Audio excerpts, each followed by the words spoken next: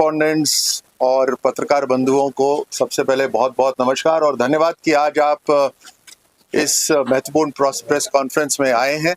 आपके माध्यम से हम कश्मीर के और पूरे भारत के निवासियों तक हमारी बात पहुंचाना चाहते हैं। आप सबका धन्यवाद। साथ ही मैं सुनील जी का धन्यवाद देना चाहूँगा, मोहम्मद अनवर खान साहब का, हमारे सभी पार्टी के सभी कार्यकर्ता जो यहाँ मौजूद हैं उनका धन्यवाद देना चाहूँगा कि मजबूती से इस देश की सरकार, प्रधानमंत्री मोदी जी की सरकार की बात और एक सुशासन का संदेश पूरी कश्मीर घाटी में ये पहुंचा रहे हैं। आज जो हमारी प्रेस कॉन्फ्रेंस है वो हाल ही में 16 अप्रैल को जो एक संविधान के अंदर अमेंडमेंट लाया जा रहा था, नारी शक्ति को विधानसभा और लोकसभा के अंदर आरक्षण का जो पास नहीं हो पाया, आज उसके ऊपर चर्चा है।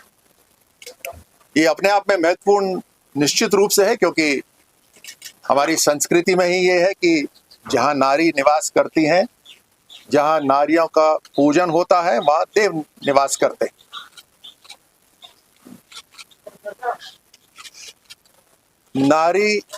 नारियों का जो आरक्षण की चर्चा नहीं है।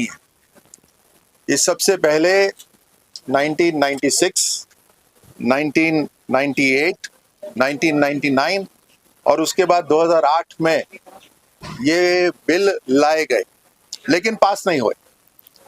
चर्चा खूब होती थी, कांग्रेस ने भी इसके ऊपर खूब चर्चा करी, लेकिन फर्क साफ है, चर्चा कौन करते हैं और इंप्लीमेंट करने की शक्ति कौन रखते हैं, ये अंतर बिल्कुल स्पष्ट है। क्योंकि 2023 के अंदर मोदी सरकार की मंशा और काम करने की इच्छा शक्ति वो साफ प्रकट हो रही थी जब नारी शक्ति अभिनंदन बिल लाया गया, नारी शक्ति वंदन अधिनियम के रूप में लाया गया। उसको सर्वसम्मति से लोकसभा और राज्यसभा के अंदर पास करा गया। निश्चित रूप से उसमें सभी दल शामिल थे जिन्होंने इस बिल को पास करा, लेकिन कुछ महत्वपूर्ण तथ्य हैं जो आपके ध्यान में लाने अति आवश्यक है। 2023 के अंदर जो ये बिल पारित हुआ था, उसके अंदर जो ऑपरेटिव टेक्स्ट था, उसका इंप्लीमेंटेशन किस तरह से होगा,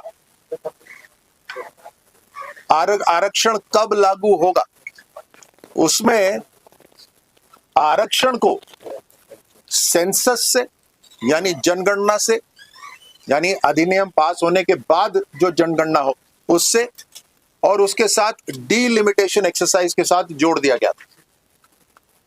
यानी ये अपने आप एग्जीक्यूट नहीं हो सकता था, ये दो चीजें होनी अनिवार्य थी, उसके बाद में ये एग्जीक्यूट हो सकता था।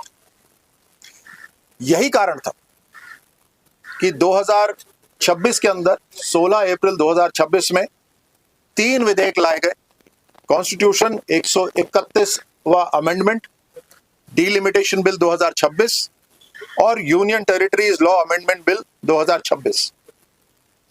कारण इसका स्पष्ट था कि अगर वो दो चीजें, जनगणना और डीलिमिटेशन, अगर जुड़ी रहती तो 2029 का जो चुनाव है उसके अंदर महिला आरक्षण लागू होना मुश्किल था।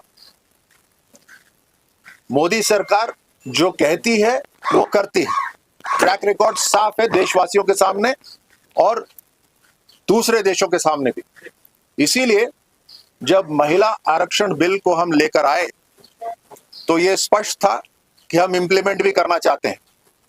प्रधानमंत्री नरेंद्र मोदी जी ने स्पष्ट कहा था अप्रैल 2026 में, सार्वजनिक रूप से कहा था कि 2029 लोकसभा चुनाव के अंदर आरक्षण, महिलाओं का आरक्षण लागू होना चाहिए, और उसी को सफल करने के लिए ये 2026 के अंदर जो बिल लाया गया वो उसी से संबंधित था। ये 3 विधेयक जो लाए गए उसी से संबंधित था, लेकिन आप जानते हैं वो बिल पास नहीं हो पाया।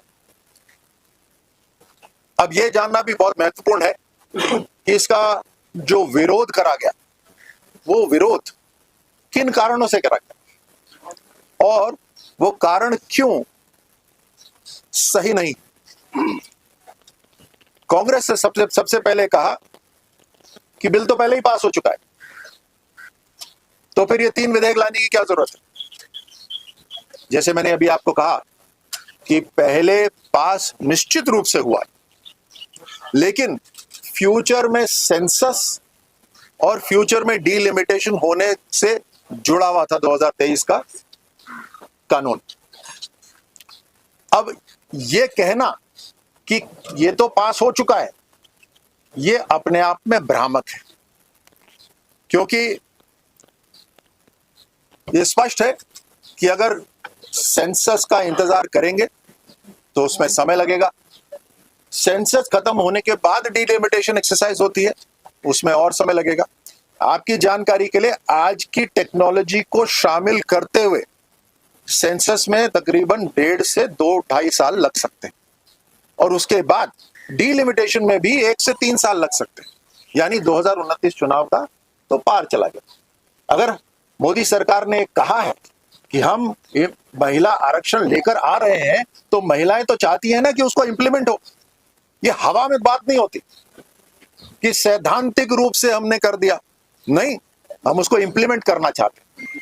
और जब ये रुकावट देखी इंप्लीमेंटेशन के अंदर, ये एक लिमिटेशन, एक बाधा देखी, तो हम उसको डीलिंक करके अभी आरक्षण लेकर आना चाह रहे थे ताकि महिलाएं 2029 चुनाव में भाग ले सके।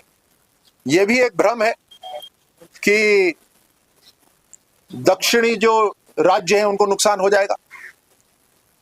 स्पष्ट रूप से परसेंटेज इंक्रीज हो रहा है, हर राज्य को 50% जो उनकी सीट्स हैं वो बढ़ाई जा रही हैं। तो जो आज जितनी सीट है उसका उसी अनुपात में देश के जितने भी राज्य हैं उसी अनुपात में बढ़ेंगे, तो कम कैसे हो सकते हैं। बल्कि अगर बहुत ही बारीकी से देखा जाए तो दक्षिण राज्यों का तकरीबन 0.1 और 2% और जो प्रतिनिधित्व है वो बढ़ जाता है, तो तकरीबन इसको बराबर मान के चले, नुकसान तो कतई नहीं हो रहा। साथ साथ ये भ्रम तो नहीं, ये अटकाने की बात करी गई कि इस 3 विधेयक के अंदर ओबीसी के लिए, SC/ST के लिए जगह नहीं रखी गई है। यह भी बिल्कुल भ्रामक है, क्योंकि 2023 के अंदर जो अधिनियम पास करा गया उसके अंदर जो आरक्षित सीट्स हैं उसमें SC/ST महिलाओं के लिए भी थी, तो वो भी स्पष्ट है। ओबीसी की अगर बात करते हैं तो ओबीसी की तो पहले भी आरक्षण नहीं था, लेकिन पार्लियामेंट खुली है, चर्चा करने की जगह है, विधानसभाएं खुली हैं, चर्चा करने की जगह है, उसके ऊपर चर्चा हो सकती है। लेकिन उस कारण से अटकाना, ये केवल अटकाने वाला ही कारण है। एक और महत्वपूर्ण बात आपको बताना चाहूंगा कि ये जो महिलाओं के लिए आरक्षण है विधानसभा या लोकसभा के अंदर, ये ऐसा नहीं है कि ये पहली बार महिलाओं को जन प्रतिनिधित्व करने का मौका मिल रहा है। पंचायती राज को अगर देखा जाए, देश भर के पंचायती राज्यों को, तो उसके अंदर 14.5 लाख महिला